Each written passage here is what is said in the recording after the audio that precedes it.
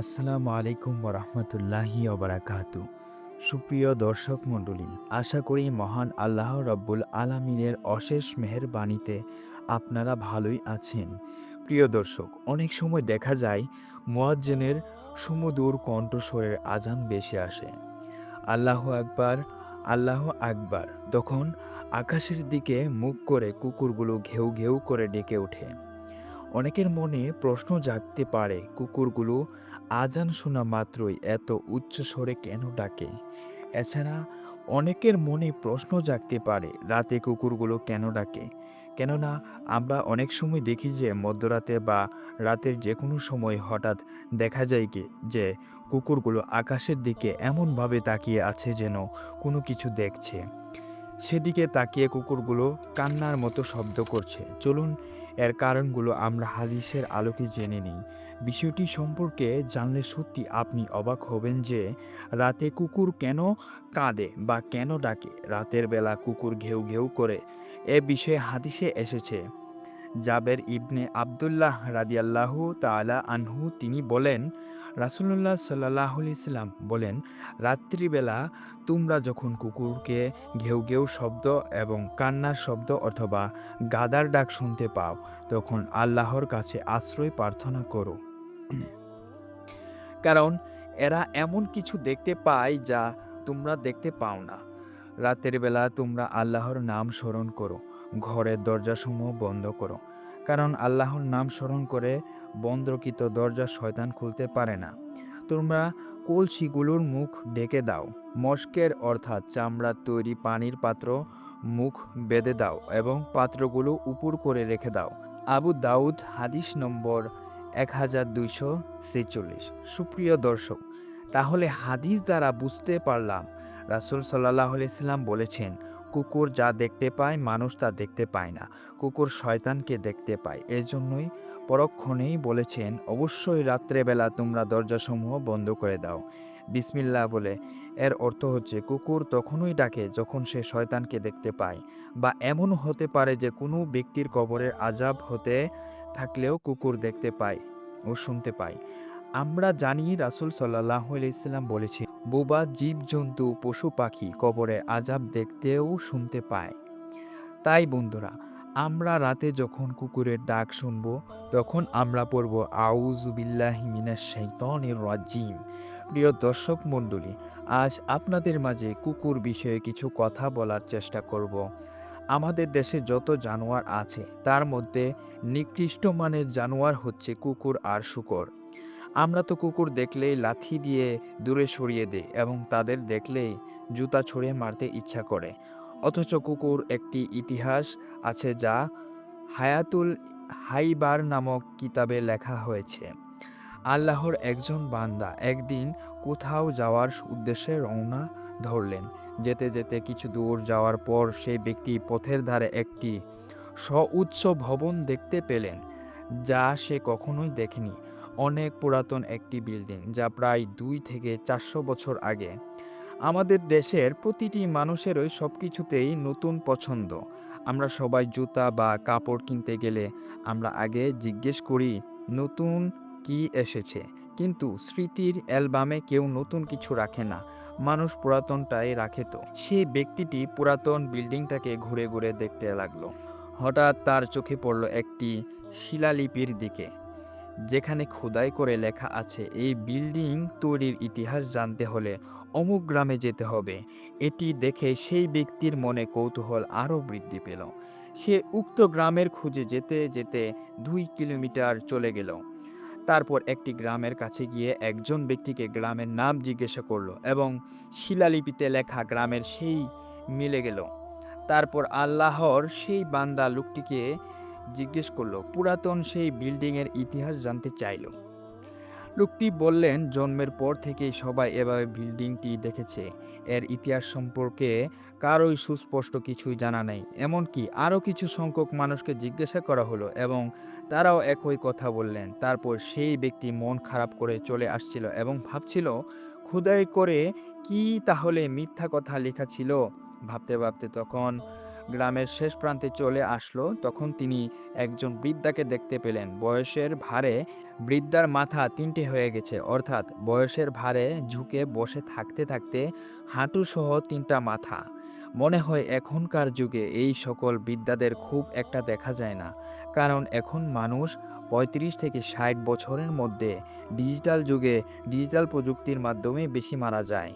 যেমন স্বামী স্ত্রীর থেকে পানি চাইলেন, স্ত্রী পানি নিয়ে আসতে আসতে শোনা যায় বাইক অ্যাক্সিডেন্টে স্বামী আর দুনিয়াতে নেই।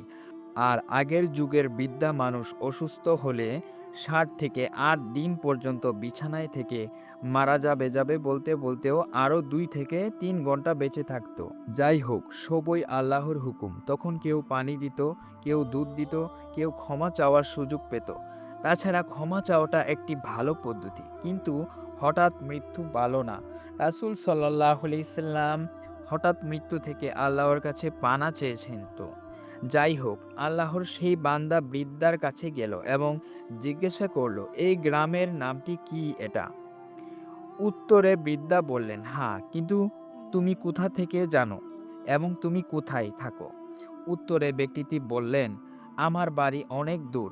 আমি অমুক রাস্তায় সেই মাথায় একটি বিল্ডিং দেখতে পেলাম। সেখানে লেখা ছিল, বিল্ডিংয়ের ইতিহাস জানতে হলে এই গ্রামে আসতে হবে। কিন্তু প্রায় ৪০ জনকে জিজ্ঞেস করলাম, কেউ জানে না। বৃদ্ধা লোকটি মুচকি হাসি দিয়ে বললেন, তুমি কাদের জিজ্ঞাসা করেছো? উত্তরে ব্যক্তিটি বললেন, যুবকদের। বৃদ্ধা বললেন, তারা কিভাবে বলবে? আমার বয়স ২০০ বছর পার হয়ে গেছে। আমি তো নিজেই বিল্ডিংয়ের তৈরি দেখিনি। শুনেছি আমার দাদার কাছে। বৃদ্ধার কথা শুনে যুবকের মন স্বস্তি ফিরে আসলো। যুবক ইতিহাস জানতে চাইলেন। বৃদ্ধা তাকে কাছে টেনে নিয়ে বলতে লাগলেন, এ রাস্তা দিয়ে আসার সময় যত গ্রাম মহল্লা জমি জামা তুমি দেখেছো, সব জমি জামার মালিক ছিল একজন জমিদার। সেই জমিদারের অনেক চাকর বাকর ছিল, খাদেমের কোনো অভাব ছিল না। তবে জমিদারের স্মরণীয় বস্তুর ভিতর ছিল একটি পালিত কুকুর। কুকুরটি জমিদারকে সাংঘাতিক মহব্বত করত। এক মুহূর্তের জন্য কুকুর জমিদারকে ছেড়ে যেত না। জমিদার যখন গোসল করত তখন কুকুরটি জমিদারের কাপড় পাহারা দিত। জমিদার যখন বাথরুমে যেত কুকুরটি বাথরুমের দরজার সামনে দাঁড়িয়ে থাকতো, এবং জমিদার যখন ঘুমাতে যেত তখন কুকুরটি তার ঘরের আশপাশে পাহারা দিত। একদিন জমিদার এক ভিআইপি মহলে যাওয়ার কথা। জমিদার চিন্তা করতে লাগলেন, কুকুরটি আমাকে ছাড়া এক মুহূর্ত থাকতে পারে না। আমি ভিআইপি মহলে যাব, কুকুরটি আমার সাথে গেলে আমার মান সম্মান থাকবে না। এজন্য সে বুদ্ধি করে একটি ঘরের ভিতর ঢুকলো। কুকুর তার সাথে সাথে ঘরের ভিতর ঢুকে গেল। চাকরদের বলে সেই ঘরের দরজা বন্ধ করে দিল, এবং তারপর কুকুরের গলায় শিকল লাগিয়ে দেওয়া হলো এবং শক্ত পিলারের সাথে বেঁধে রাখা হলো। তারপর জমিদার বাবুর্চিকে বলল, আমি এক ভিআইপি মিটিংয়ে যাচ্ছি এবং আমি বাইরে খাবার পছন্দ করি না, তাই আমার জন্য কিছু আইটেম খাবার রান্না করো। তারপর মালিক যখন চলে যেতে লাগলো তখন কুকুরটি তার মালিকের সাথে যেতে না পেরে লাফালাফি করতে লাগলো। মালিক যখন বহুদূর চলে গেল কুকুর তখন নিজের কন্ট্রোল করতে না পেরে বিকট আওয়াজে মালিককে ডাকতে লাগলো। কুকুরের ডাক শুনে প্রতিবেশীরা জমা জমা হয়ে গেল এবং কিছু সময় ধরে কুকুরের কীর্তিকলাপগুলো দেখলো, এবং কিছুক্ষণ পর যে যার কাজে চলে গেল। কিন্তু জমিদারের একজন বুবা কাজের মেয়ে কুকুরের কার্যকলাপ প্রত্যক্ষ করেছিল। সময় বাবুর্চি খাবার তৈরি করে ওই ঘরে তাকের উপর রেখে গেল। ঘরের মধ্যে কেউ নেই, শুধু কুকুর আর বুবা মেয়েটি ছাড়া। এর কিছুক্ষণ পর হঠাৎ দেখতে পেল যে একটি কালো বিষধর সাপ কোথা থেকে উড়ে এসে বাবুর্চির রেখে যাওয়া উষ্ণ খাবারের মধ্যে মুখ দিয়ে কিছুক্ষণ থাকার পর আবার উড়ে চলে গেল। উক্ত ঘটনা কুকুর আর বোবা মেয়েটি ছাড়া আর কেউ দেখল না। মেয়েটি চিন্তা করলো, এখন যদি আমি এখান থেকে চলে যাই এবং মালিক এসে পাত্রে রাখা খাবার খেয়ে ফেলে তাহলে বিকৃত অবশ্যই মালিক মারা যাবে। তাই কাজের মেয়েটি সেখানেই বসে রইল। কিছুক্ষণ পর মালিক আসলো এবং বোবা মেয়েটি কথা বলতে পারে না ঠিক, তারপর অঙ্গভঙ্গিমায় বোঝাতে চাইল, কিন্তু মালিক ওই পাত্রে রাখা খাবারে হাত দিবেন না, জীবন বিপন্ন হবে, এরকমটাই হয়তো বোঝাতে চেয়েছিল সেই বুবা মেয়েটি। কিন্তু যেহেতু কাজের মেয়ে তার উপরে আবার বুবা, তাই জমিদার কাজের মেয়ের কথাবার্তার কর্ণপাত না করে নিজ গতিতে খাবারের কাছে গিয়ে খাবারের হাত দিল। যেই জমিদার পাত্রে হাত লাগালো অমনি শিকলে বন্দি কুকুরটি পাগলের মতো লাফালাফি করতে লাগলো। অতিরিক্ত পাগলামি করতে দেখে মালিক কুকুরটিকে ধমক দিল। অন্যান্য সময় মালিক একবার ধমক দিলে কুকুর নিয়ন্ত্রণে চলে আসে, কিন্তু আজ যতই ধমক দেয় কুকুর নিয়ন্ত্রণে আসে না। মালিক কুকুরের ভাষা বুঝলো না। এক পর্যায়ে যখন মালিক পাত্রটি নিয়ে মাটিতে রাখলেন তখন কুকুরটি মাথা ছিঁড়ে যাওয়ার মতো অবস্থা করে ফেলল। কোনো রকমে পা দিয়ে ঠেলে মালিকের সামনে রাখা কিছু খাবার সে মাটিতে ফেলে দিল। যেই মাত্র খাবার মাটিতে ফেলে দিল মালিক দেখে রাগ হয়ে গেল। এক পর্যায়ে ক্রোধে মালিক কুকুরটিকে কয়েকটি লাথি মারতে লাগলো এবং কুকুর রক্তাক্ত হয়ে গেল। কিন্তু তারপরও সে তার মিশন থেকে পিছুপা হাঁটেনি। কুকুরকে ধমকানো শাসানোর পরও কুকুর থামে না। এক পর্যায়ে মালিক দাঁড়িয়ে ক্রোধে চিন্তা করলেন, সেই খাবারের মধ্যে কুকুরের পায়ের ছোঁয়া লেগেছে, সেই খাবার তো আর খাওয়া যাবে না। কুকুর শুধু চিন্তা করছে, যদি মালিক খাবারে মুখ দেয় তাহলে তো সে মালিককে আর বাঁচাতে পারবে না। কুকুর শুধু লাফালাফি করছে, মালিক যে তাকে লাথি মারছে, মালিক তার উপর অত্যাচার করছে এবং কর্মকাণ্ডে বিরক্ত, সেদিকে তার লক্ষ্য নেই। তাই মালিক চাকরদেরকে বলল শিকল খুলে দিতে এবং তারা খুলে দিল কুকুরের বাঁধন। যখন খুলে দেওয়া হলো তৎক্ষণাৎ কুকুর খাবারে মুখ দিয়ে খাবার খেয়ে ফেললো। এটি দেখে মালিকের ক্রোধ আরো অধিক পরিমাণে বেড়ে গেল। মালিক দাঁড়িয়ে ক্রোধে ফসফস করতে লাগলো যেন কুকুরকে আজ মেরেই ফেলবে। মনে মনে প্রস্তুতি নিল আজ কুকুরকে আর রাখবো না। কিন্তু সে দেখতে পেল 2 মিনিটের মধ্যে তার নিজেকে মারতে হলো না। কুকুরটি নিজেই থেকে আস্তে আস্তে দুর্বল হয়ে গেল, মুখ দিয়ে ফেনা পড়তে লাগলো। এক পর্যায়ে জমিনে পড়ে গিয়ে হাত পা নড়তে নড়তে কুকুরটি শেষ নিঃশ্বাস ত্যাগ করলো। মালিকের মস্তিষ্ক তখন খুলে গেল, ব্যাপার কি, কুকুর খাবারে মুখ দেওয়ার পর এভাবে মারা গেল কেন? এর মধ্যেই সেই বোবা মেয়েটির দিকে মালিক মনোযোগ হলেন। জিজ্ঞাসা করলেন, কি হয়েছিল, আমাকে তোর অঙ্গভঙ্গি দ্বারা বুঝিয়ে বল। তখন কাজের মেয়েটি, সেই বোবা মেয়েটি চোখের পানি ছেড়ে দিয়ে অঙ্গভঙ্গিমায় বোঝালো, ঘরের মধ্যে কেউ ছিল না, আমি আর কুকুর ছিলাম। তারপর বাবুর্চি খাবার তৈরি করে মুখ না ঢেকেই রেখে চলে গেল। আমরা নিজ চোখে দেখতে পেলাম উড়ন্ত একটি বিষধর সাপ এসে আপনার খাবারের বিষ ঢেলে চলে গেল। আমি চিন্তা করলাম, আমি যদি এখান থেকে চলে যাই, এমন অবস্থায় আপনি এসে যদি খাবারে মুখ দেন তাহলে আপনি বাঁচবেন না।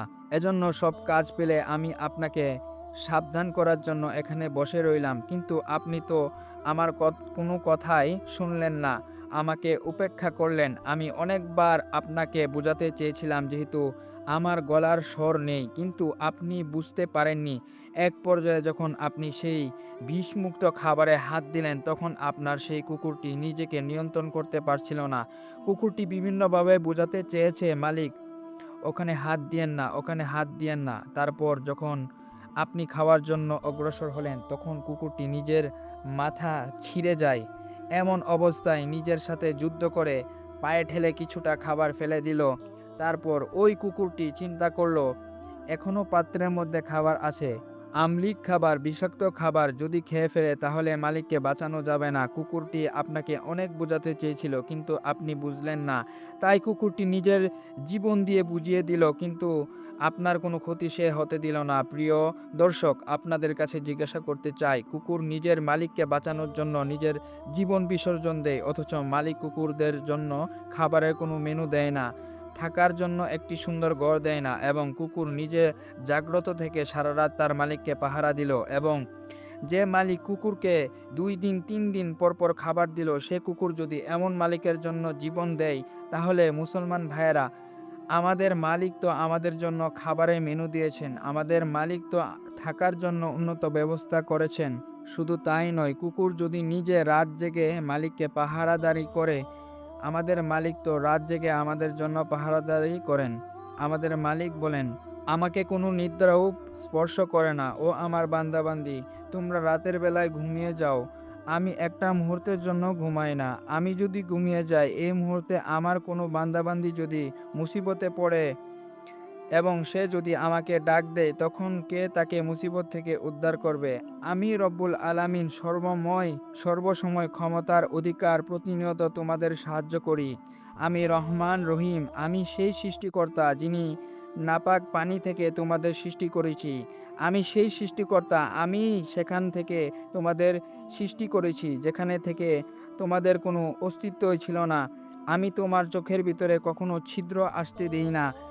যে রব্বুল আলামিন আমাদের সহযোগিতার জন্য আমাদের ভালোবাসায় সারা রাত দিন ডেকে রইলেন। শেষ পর্যন্ত যখন বোবা মেয়েটি থেকে জমিদার সব কথা জানলেন, জমিদার তখন চোখের পানি ছেড়ে অনেক সময় ধরে ক্রন্দন করলেন। জমিদারের পর ঘোষণা দিল, যে কুকুর তার জীবন বিসর্জন দিয়ে আমার জীবন রক্ষার চেষ্টা করলো, এই কুকুরের লাশ যেখানে সেখানে ফেলে দেওয়া যায় না। যত কোটি টাকা লাগে তার স্মৃতিচারণের জন্য রাস্তার ধারে একটি বিল্ডিং বানিয়ে দাও। এই বিল্ডিংয়ের ভেতরে কুকুরের দাফন করা হবে, যাতে করে শত বছর পর্যন্ত প্রভুভক্ত কুকুরের স্মৃতি দুনিয়ার টিকে থাকে। প্রিয় দর্শক, কুকুরের মালিক তো কুকুরের জন্য বিল্ডিং বানিয়েছেন। আমাদের মালিককে বাঁচানোর জন্য আমাদের জীবন দিতে হবে না। মালিকের দিন দুনিয়াতে টিকিয়ে রাখার জন্য প্রয়োজন হলে জীবন দিতে হবে। কিন্তু আমরা তো উদাসীন হয়ে গিয়েছি। আল্লাহ রব্বুল আলামিন আজকের এই পূর্ণ ঘটনাটি শুনে প্রত্যেকটি ভাই এবং বোনকে উপলব্ধি করে, এ থেকে শিক্ষা গ্রহণ করে জীবনের শেষ মুহূর্তটি পর্যন্ত রাব্বিজুল জালালি ওয়াল ইকরামের উপর কৃতজ্ঞ আপাত মস্তিষ্ক নত করে রাখার তৌফিক দান করুন। হে রব্বুল আলামিন, প্রতিনিয়ত যেন আমার ঘাড় আপনার নিকট নত থাকে। হে রব্বুল আলামিন, প্রতিনিয়ত যেন আমি আপনার শুকর গুজার বান্দাদের অন্তর্ভুক্ত হতে পারি। হে আল্লাহ, আমি আপনার কৃতজ্ঞদের মাঝে আমাকে কবুল করে নিন। আমাদের সবাইকে কবুল করে নিন। আমিন।